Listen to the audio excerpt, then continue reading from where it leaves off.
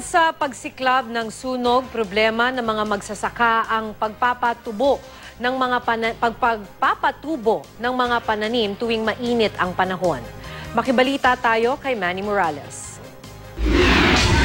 Nalalantad na mamatay na ang mga pananim na tabako sa Abra. Kung may tumutubo man, nababansot ang mga ito. Nangangamba tuloy ang mga magsasaka na malulugi sila. Ayon sa National Tobacco Administration, negatibo talagang epekto ng mainit na panahon sa tabako, lalo na kung kulang pa ang reserbang tubig. Tuloy-tuloy naman daw ang pagbibigay suporta ng ahensya para sa irigasyon sa mga taniman ng tabako. Ang pagdami naman ng pesteng kukulisap ang pinuproblema ng mga coconut farmers sa Camarines Sur.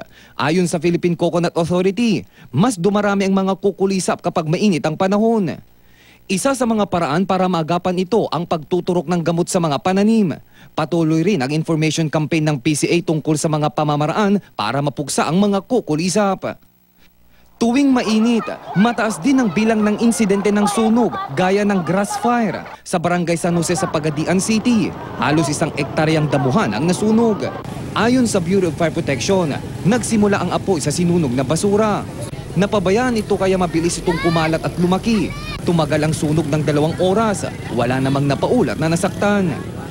Nasunog din ang damuhan sa isang bakanteng lote sa Cagayan de Oro City. Ayon sa isang nakatira malapit sa lugar, dati nang nagkaroon ng sunog sa bakanteng lote. Ayon sa Bureau of Fire Protection, 30 grass fire na ang naitala sa lungsod mula March 1 hanggang kahapon.